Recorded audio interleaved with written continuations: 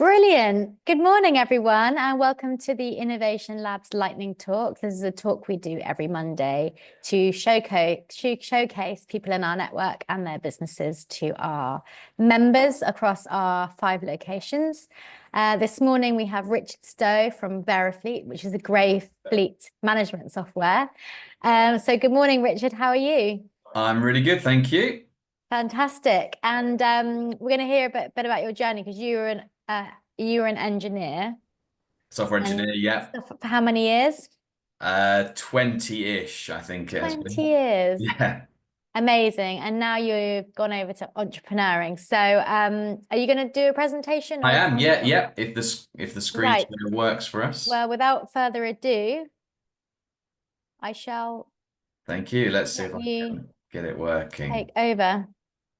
Let me know if I need to do anything from my side. Right, so I can find the screen share. This is the first Hang challenge. on.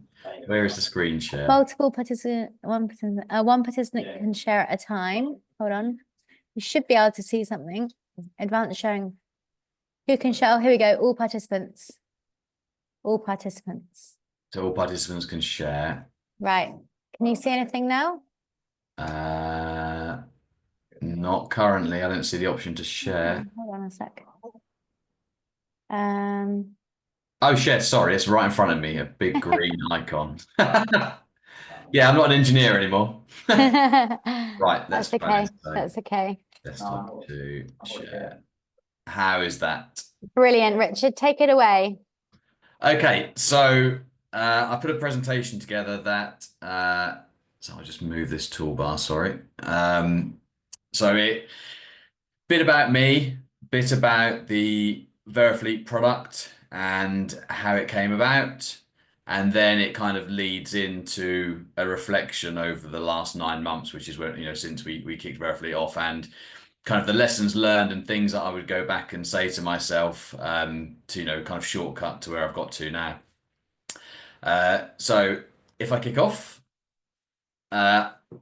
this photo, I've used it way too much. So this is me. I'm a software engineer and car enthusiast is how I like to kind of label myself. I like to use old photos. This is my wedding photo, which I think is about 13 years old now. So I must update my LinkedIn profile photo. I've got a few more grays than I had there, and I look a bit older. So I need to update that. Talking about old photos, over the weekend, I got my mum to dig these out. So I have forever been obsessed with all things car related and all things computing related. And as we go through the slides, I promise there's not too many car photos, but there's a few more to come. I've kind of been very into Japanese cars, which was kind of an influence from my grandfather. You can see there, big Nissan badge Yeah, on that's the toy car I'm that's in. quite an unusual one.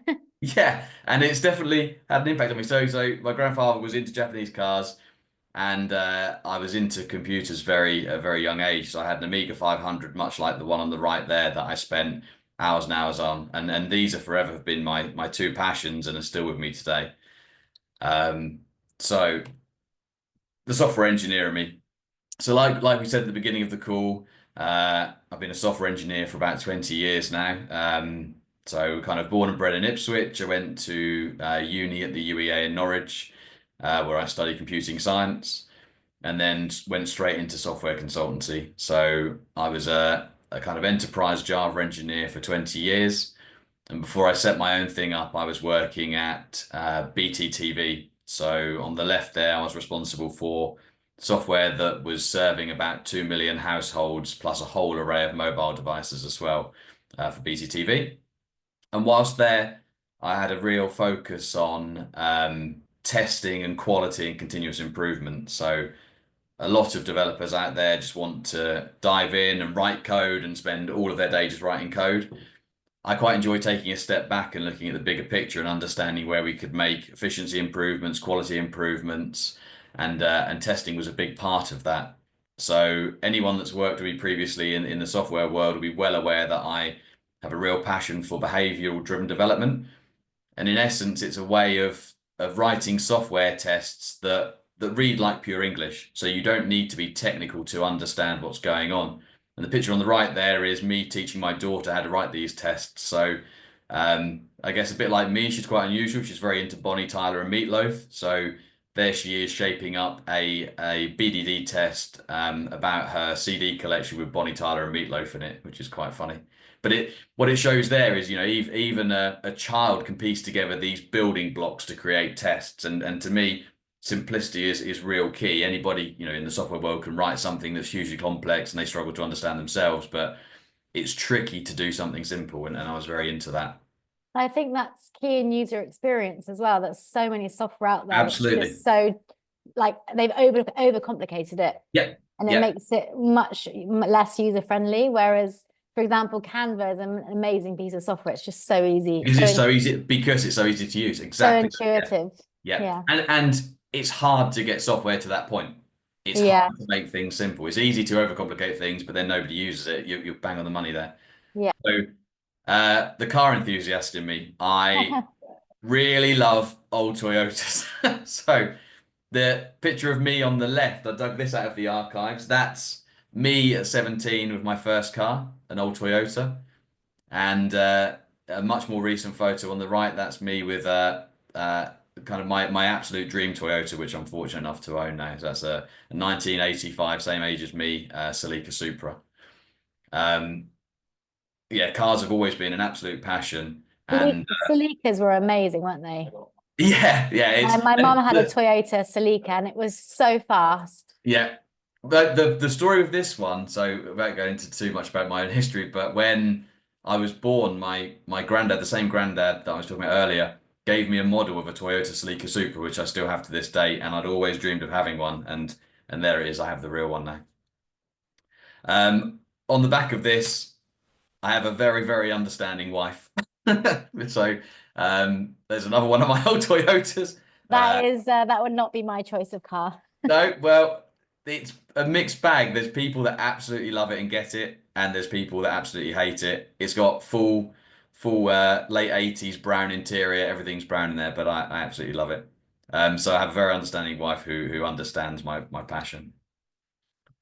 Oh, and I also there's a website called Wayback Machine, which I played with over the weekend as well, which kind of digs old websites out of the archives, and I managed to find this one. So you can see there in the text that when I was 15, I coded up an entire website, and it was based on Toyota Corollas. So it just shows Amazing. those two passions have been there for a long, long time, and now I'm a lot older than 15.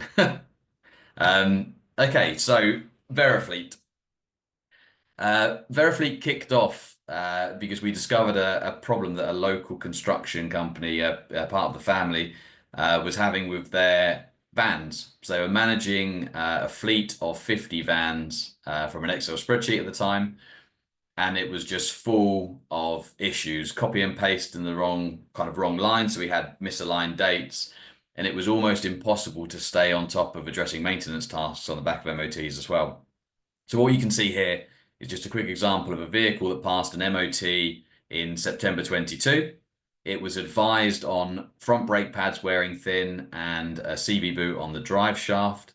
And then you can see the next year it's done almost 10,000 miles and has failed dangerously with the brakes, but also on that CV boot that it was advised on. So this is a very, very common scenario, not only in business, but in the private world too, where somebody takes a vehicle for an MOT, it passes, the MOT certificate is thrown into the glove box, and you forget about it for a year. But the real key thing here is that advisories on an MOT are there to flag up issues so we're not saying the vehicle's unroadworthy at the point of MOT, but they're signposts that you need to action something likely before the next MOT, otherwise you could have a non-roadworthy vehicle. So just to put that into perspective, last year, there were over 2 million vehicles that failed an MOT with tyre-related defects alone.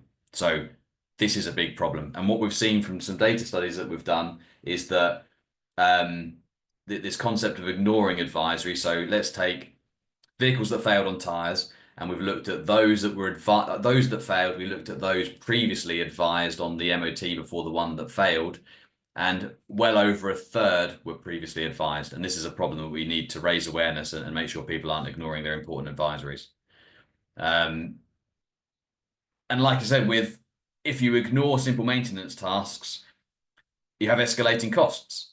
So on the left there, ignoring the fact that, you know, you need to change your brake pads, what can happen is that if brake pads wear out, they can cut the brake disc and then you end up with more expense. And a CV boot, which is on the right there, it's just like a rubber dust cover.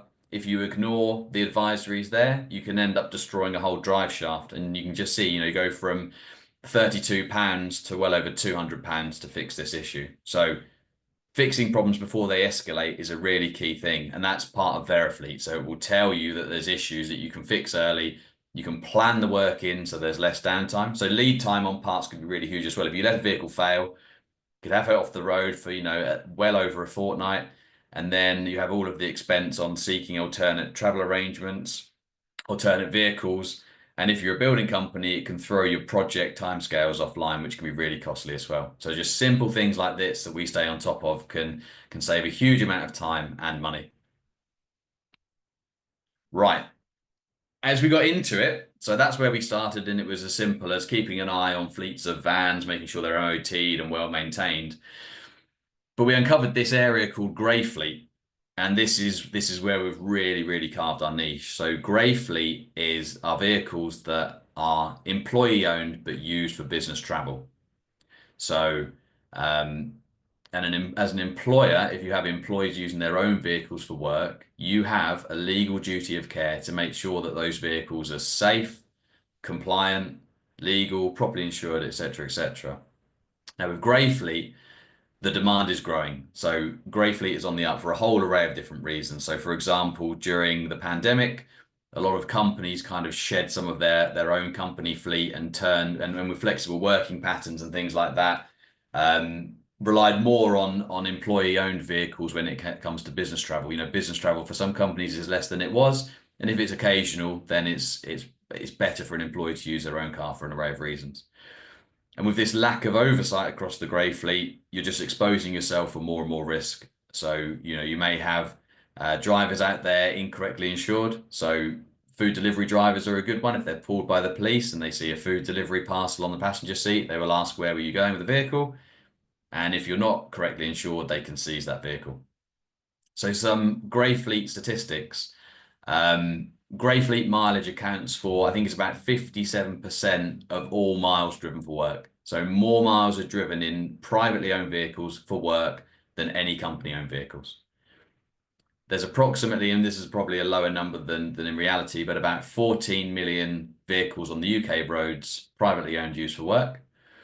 And a recent study carried out by Europcar, kind of backs that. So of all of the people asked, it was found that out of everybody driving for work, almost 85% of those people would be using their own car at some point for work mileage throughout the year.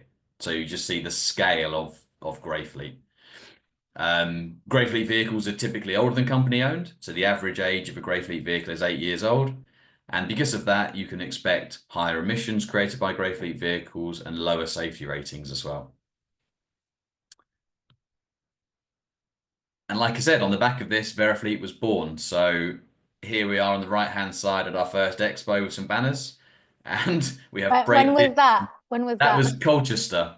It What was year?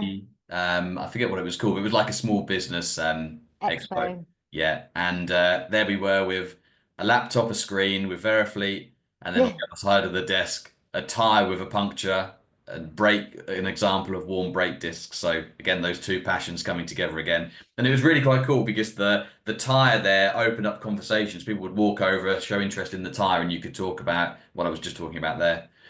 And then even small things like the set of keys I've got there with a tire gauge. So checking tire tread is just so important. And with that gauge there, it's as simple as popping the gauge into your tire tread. If it's red, it's illegal. If it's amber, it's on the way out. If it's green, you're good. But also, unlike if people follow through on my LinkedIn post, you'll see that you can check tire tread with a 20p coin. So the edge of a 20p coin is the legal limit for a tire tread. So if you've got 20p, you can check your tires. It's really handy advice. That photo is going to be like the Amazon photo, of what's his name, sitting in his office in 1995. Yeah, that'd be nice, wouldn't it? Yeah. Yeah, one day that's where we started. Um, so yeah, and a bit about the VeriFleet team. So I like the word seasoned. It kind of means old, but doesn't. Experience. So we're a team of enterprise software engineers based in Ipswich. So all the software is built in-house. We've worked together for years and have a wealth of experience in blue chip companies. So, we've done loads of work for O2, BT, Heineken, big household names. And we've channeled all of that kind of experience and innovation into VeriFleet. So, like it says, yeah, there, VeriFleet is grounded in expertise and innovation. We know how to use AI and use it responsibly.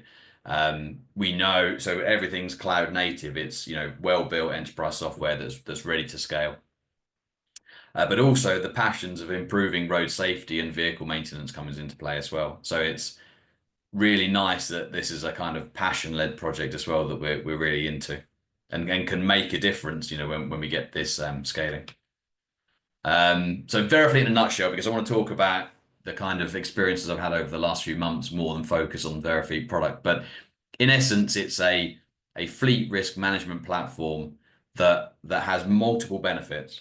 So like I said, with the vans, you can minimize cost, downtime, and risk. So you can jump on those early warning signs, plan work in for your fleet, and keep it on the road so that when you're going for an MOT, there's no nasty surprises. You should just have a clean MOT and you're back on the road again, rather than having a vehicle off the road that's going to cost you a lot of money while you wait for parts to come in and time delays. Staying compliant. So regardless of the vehicle ownership, whether it be employee owned or company owned, we can check MOTs, tax, and insurance. And with insurance as well, we deep dive. So we not only make sure that the vehicle is insured, we make sure that it has the right level of cover for its intended purpose, that it has sufficient mileage to cover the miles that it's doing. And also small things like just making sure that the occupation of the driver is correct. So, for example, Suffolk County Council's driving for work policy for teachers stipulates that teachers must have the occupation teacher on their insurance. Otherwise, it could be invalid. So if they're traveling school kids around and they've got an incorrectly stated occupation, they could be in trouble. We've now integrated with the DVLA, so we can perform driving license checks, a really important part of fleet management. And we have, yeah, like I say, complete oversight of every single vehicle used for work mileage. And a new module we have. Sorry, I'm just going to sign out of something. I've got a question, Richard. Yeah, go ahead. So why have you gone after grey fleet? Why not use the software for just general fleets? So it can support general fleets, but the reason we've carved this grey fleet niche is because there's a huge gap here. So in the world of fleet management, and the way we like to describe it is that with VeriFleet, grey fleet management is built in, not bolted on. So quite often you'll find that the grey fleet is almost like an afterthought, but the reality is it's as big a concern as a company-owned fleet, if not larger. So that's why we've got a real focus on grey fleet. And you speak to anybody. So you go to an expo networking event, almost anything you can imagine. And if people have taken their own cars there, they're doing so for work, and they should, their employer should be making these checks. And it's quite surprising. Well, it's not surprising at all, but it's scary when you go to a networking event, talk about what you do, ask somebody how they got there that day, and start kind of asking questions about, what kind of checks is your employer running on your insurance and things like that. Have you got business cover? A lot of people haven't, and I think already just from networking, talking to people, I've probably sold lots of sets of tires, and I've probably got people properly insured when they weren't. Right, I see. And a new feature we've built this year, because we spotted the gap, which is an extremely comprehensive emissions reporting capability. So there's with emissions reporting, there's a scope called Scope 3 emissions, which is indirect emissions. I won't go into great detail, but that's essentially where privately owned vehicles being used for work fall, and it is generally very inaccurately reported. And quite often organizations are simply reporting mileage rather than environmental impact, because they kind of paint every single vehicle in that scope with the same brush. Now, if there's an increased demand on your services, then that line's just going to trend upward. Whereas with VeriFleet, what we can do now is very accurately assess the impact of every single mile driven on a per vehicle basis, and we can start to surface insights that allow organizations to make more informed decisions. So you can see mileage tracking up, but environmental impact per mile starting to trend downward as you take control. Great. Right. So dev to founder. So this is kind of the meat of the talk. This is about my experiences. So last July, I was at these networking events, the one in the corner. So there's me there, fear of talking to anybody. That's kind of how I started. So I guess I'm an introvert by nature. I'm a typical software developer. We don't like talking to people. We just like putting our headphones on and coding things. But that's no good as a, as a business owner. So last July, I attended a few networking events and found them very awkward to start with. But then with practice, got better and better and have kind of worked my way through different events that we'll talk about. So things I've learned there is just be yourself. Don't obsess with this need to talk about work and what you're doing and trying to sell. Just talk about your own interests and things like that, and it will kind of the conversation will lead into what you do for work. And so for example, and we'll see later on the slides, every year I take we have like a Top Gear challenge that I do with my friend Ian, where we take an old car and drive it to, we've done Barcelona, we've done Monaco now. And it's a real great conversation point because you get to talk about cars and travel and food and things like that. And you'll hit a common subject with somebody and then the conversation's just a lot easier. Surface the passion and just enough. So through a business mentor I've got who's been brilliant for me, he says this is really key. So your passion needs to come through with what you're doing. And clearly it does with me, I'm really into cars. But just enough. Don't bore people to death with how much you love cars. And also something that's really, really key, and this is one of the lessons that people should take from this presentation, is don't repeat yourself. So get your passion and message across once, and that's enough. They get it. If you keep pushing it and pushing and repeating yourself, people will switch off and become bored of what you're saying. And that goes with anything. So any marketing material you create, any banners for expos, don't repeat points. And I've noticed that when I go to expos now, I notice repeating points. So I went to one recently and I saw somebody in our field and they had a banner up. The first 3 points were the same, worded differently. And it really stands out. You'll notice that. Speak to as many people as you can. So don't just hunt for the people that you think are going to be interested in your product, because you don't know who people know. And most of the kind of key contacts I've made, I didn't go to directly. I kind of was, referred to them or met them through different networking channels. You're not going to find the exact person you need when you go to your first networking event. It's key to build the network and work upon it. And seek help. A lot of it is free. So like the Innovation Labs program has been great. And there's so many free programs to help startups get off the ground and kind of to help with self-development. So, I've been on sales courses and networking courses and it's all really, really useful. Great. Well, I think you're doing a fantastic job. It's getting there. I've got lots of work to do still, but yeah, it's progressing. Have you thought about, are you building with an exit in mind, or are you just building at the moment? We have got an exit in mind, absolutely.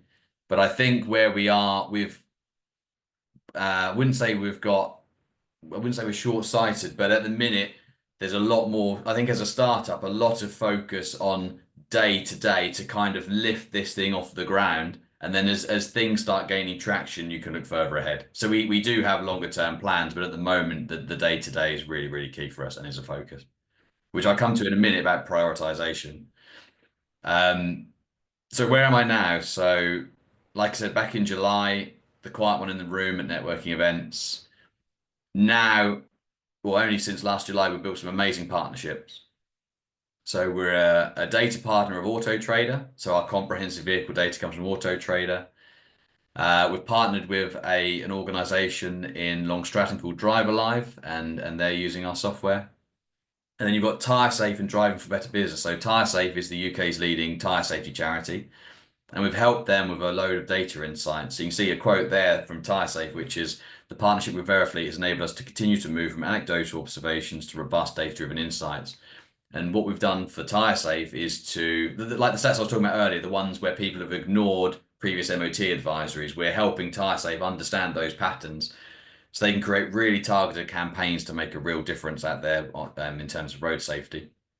And Driving for Better Business is a national highways program that help organizations it's all free, to implement driving for work policies and make their fleet safer. And in June, I'm on stage alongside Driving for Better Business talking about just that at a big event. So for me, I felt like I've been driven by authenticity. I love this stuff, and I think that comes through. I'm not pretending. It's a genuine passion. And also to kind of gain this credibility and recognition, become a thought leader in the field. So find a speciality, find something you're good at that isn't being done already. So these hugely deep dive data insights are found I'm very good at, and people are very, very interested in the results, and it kind of gains you credibility quickly. Shout about yourself. So I've got us into the newspaper. There's me on a hill with some cars in the background, and there's kind of the founding team there on the right. So yeah, on LinkedIn, Fantastic. impress, tell people what you're doing, because when you start those conversations at networking events or referral, you'll be in the back of somebody's mind. So even if these things aren't having an instant impact, people will have seen it, and when you appear, they recognize you and can talk about it. So it's like almost poking people from many different angles, and it does work. Yeah. And they say to get investment or make a sale, people need to heard about your brand from 3 different places. Right. Yeah, that's interesting. So they might have seen you on LinkedIn, they saw you in the newspaper, and a friend talked about them. Yeah. A friend talked about you to them. Yeah. So lessons learned. You're always spinning plates. Like life as a software developer was a lot easier. There was still plenty of work to do, plenty of stress, but you had a single focus. When you're starting a business off, you're just spinning many things in parallel. And like I said earlier, this is why this second point is really key. Prioritize ruthlessly. So you can't do everything in one go because nothing gets done. So you have to stop, jot down all of your thoughts, focus on the priority, and focus on that alone, so you make progress more quickly. Team trust and delegation matters, yeah. So, if you have a team, share the load with the team. But what we've also found is take advantage of people's strengths. So if somebody's really good at a certain thing, take advantage of that because you'll make progress with it quickly. And on that, people mold in different ways. So I've kind of had to mold from software engineer to promoting VeriFleet and networking events and things like that. And I found it uncomfortable at times, but I've managed to mold. There's different levels in which, or different, so some people won't mold as easily as others, but never bend people out of shape. So if it isn't going to work, if somebody, all they want to do is write code and don't want to attend networking events, you can't force them into that. So just keep that in mind. Don't bend people out of shape if it's not going to work. And this is a big one for me. So I've never been that into social media. I'm not really much of a Facebooker, but it's quite funny when you get on LinkedIn and start creating more content and building a network, you almost feel this obsession to keep wanting to check what's going on LinkedIn. Don't do it. Just, treat it as an asynchronous thing, not synchronous. Yeah, that's interesting. Yeah. What do you just find yourself going down a rabbit hole if you do it too much? Yeah, you death scroll, and Doom it's scroll. almost like you're waiting for a synchronous response. Don't do your piece, leave it alone, pick it up later. Yeah. This was an analogy I was given by a colleague years ago, and I kind of got it at the time, but never felt it, and I really feel it now. So it's this generator analogy. So startups never switch off and downtime feels impossible. There's always this background noise in your head that you need to learn to control. So there's always work thoughts. What if I do that? How well did that go? What could I change there? And it's almost like when you try to have time off, like this guy here, relaxing in a lovely garden, there's a generator running in the background. So there's peace around you, but you have this diesel generator making this horrible noise in the background that you can't shut off. And it's really important to learn how to control that. So whether you can turn the volume down or kill the generator completely for a period of time, you need to learn to do that. Otherwise, you'll just burn out. So, like I said, there's a constant mental noise, and you must choose to step away from it. So over weekends, make time, do something that will take your mind off work, a hobby. So like I like tinkering with cars, and when I'm doing that, I find that I stop thinking about work, and spending time with the family, I stop thinking about work. And I find a key thing here is to share everything with your close family and friends. If you can offload, you feel better, and it's easier if they understand what you're going through. The startup roller coaster. So if I could go back and tell myself one thing for sure last July, it would be hold on tight, because you'll have wins and they feel incredible. Celebrate them. You have setbacks, they feel brutal. Don't let them get you down, just learn from them. So, one example was I went to one expo, and I thought the attendees there would be really interested in what we were doing. And I went and spoke to about 15 people, no interest at all, and you feel really rubbish about it. But don't feel rubbish, just don't do it again. So, um, you know, and learn to ride the roller coaster. So you're going to be all over the place. You're going to have some real great, exciting times, and then you're going to have quite the opposite as well. But just learn to remain level-headed. So, don't get a big ego from the wins, and don't feel too upset by the things that aren't so good. Um, Key thing, like I said, the focus and prioritization, but keep momentum, keep moving, and don't obsess. So this is one thing for developers: don't obsess over perfection. Do a really, really good job, but keep moving. So this is a really key learning for me. So that's a guy walking through a river of treacle. That's supposed to be. Sounds But about right. yeah, so everything around you will move slowly.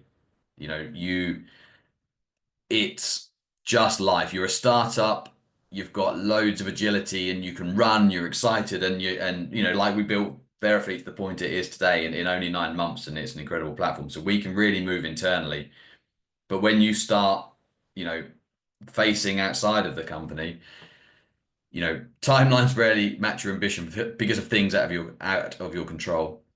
Other people in other businesses are really, really busy, and you're not going to be their number one priority.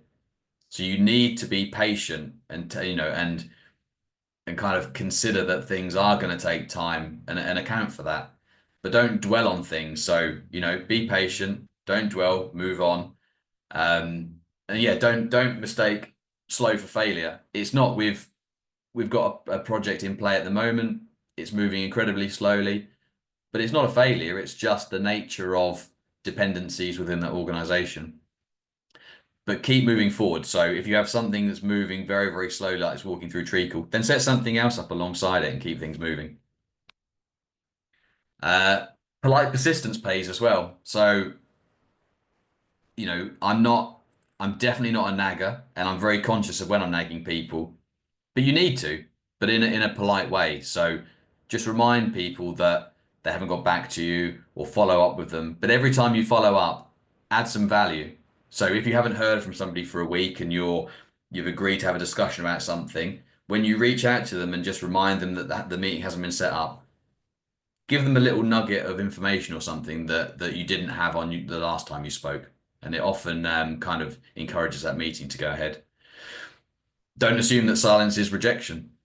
Just because somebody's gone quiet on you doesn't necessarily mean they're not interested in what you've got to offer. They're just busy, or or the conversation may have slipped their mind.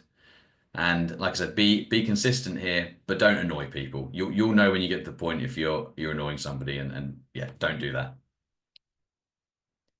PSE, I can't remember who it was that told me this, but PSE stands for pay somebody else. So know when it's not worth you doing something. So good examples are like a website or lead generation or PR. So we've kicked off a PR campaign with somebody who's very, very good and experienced a kind of road safety PR.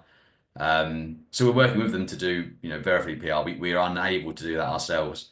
But make sure you're kind of seeking that highest return on investment. Don't pay people to do everything. If there's something you can do yourself, do it. But if there's something you can pay somebody to do and you can see that there's a potential high return on the investment, then it's probably worth investing into that. So focus your internal energy on your own strengths. And as I said earlier, don't bend yourself too far out of shape. It just doesn't work. So know when it's time to pay somebody else to do something for you. Be different. So talk to people about competition. We're well aware of our competitors, but competition's good because it proves there's a need for what you're doing. Unless you've got something completely profound and brand new, then there should be competition out there. Otherwise, you need to challenge what you're doing. Now, the fleet management, the fleet management software market hasn't really changed much for a lot of years. So we're always reminding ourselves that we're not playing catch up. We're reimagining what we're doing. So we're being different. We're like the emissions and AI risk reporting and things like that. These are things that aren't currently in the market. So what we're not doing is looking at competition and saying we need to have every feature they've got and let's catch up as quickly as we can. That just doesn't work. And also you end up with, like many of these companies, almost like a Swiss Army knife where people are only really valuing 10% of your features. We want our customers to value 100% of our features, but also to add the bits that don't exist out there already. And that's what I put there, spot the gaps and fill them. And final thoughts. So here's me with the car in the Alps. Like I said, I do this every year with my friend. It's brilliant. We kind of have the first day just offloading work conversations and then just really enjoy ourselves. So aim high, but stay grounded. Work hard, but look after yourself. So yeah, it's really hard, and you need to put a lot of energy in, and you'll only get out what you put in. But make sure you're not burning out, and look for those early signs. Play to your strengths. So like I said, that we've got strengths in software engineering and data analysis, and we've used that to build our credibility really quickly. Surround yourself with good people, both inside and outside of work. So find all the people in the kind of area where you're working that are influential and get in with them, but also at home as well. So surround yourself with good friends and family that you can talk about work and your worries and things like that. Always build a purpose. So everything that you're building, don't just make it up for the sake of, don't assume somebody's going to like it. Find the need for it and build it on the back of that. And the last point here, which is really appropriate for me, use discomfort to grow. So, like at those networking events where you feel uncomfortable talking to people, do it because it will be easier the next time you do it, and you'll find that you'll grow yourself. And I really have over the last 9 months. I think I jotted down earlier that I've personally developed more in the last 9 months than I probably have over the last few years because I'm pushing myself out of my comfort zone. I'm learning new skills. I'm presenting more. I'm doing calls like this, which I just wouldn't have done before. So use Right. this to grow, but don't bend yourself too far out of shape if it's not going to work. Where was this picture taken? This is in the French Alps. So this was Wow. a Volvo C70. We had the top off the whole time in France, and we drove to Monaco in that. Oh, amazing. Amazing. I want to do that trip. It was really, really good. Can't recommend it enough. Yeah. Brilliant. Well, thank And you that's very it. much, Richard. That was an amazing talk, and I'm sure lots of people will watch it on our YouTube channel. I'd love to redo it on LinkedIn Live as well, on the actual LinkedIn platform. Yeah. But that was really fantastic. I think yeah, your journey's just beginning, really. It is, yeah, yeah. I think if you go stateside, you're gonna have a lot of car customers as well if you decide to go stateside. Do you know who your competitors are in the US? I'm not sure about the US. So we're at the moment we're kind of 100% focused on UK light vehicles, so anything under 3.5 tons. So it it would be a whole different world if we started that. But I think for certainly for now, it's a plenty big enough market. Great, great, fantastic. Well, I'm sure lots of other people can learn from your journey. And I really liked that you built in mental health into your talk, about looking after yourself. Because Yeah, I mean, I've burnt out recently as an entrepreneur. You do just want so much success, and yeah. it kind of like you forget to look after yourself. You do, yeah, yeah, and it's quite easily done. You have to, to stop and reflect on what's going on. And then Yeah, putting this presentation together has been really useful because like I said, it's the first time I've probably properly stopped and looked back at the last 9 months. You think, wow, coming Yeah. a long way, and Look what you've achieved. yeah, Yeah. yeah. Brilliant. All right. Well, I'll let you go now, but lovely to talk to you and I'll see you soon. Okay, cheers. Thanks, Richard. Cheers. Bye.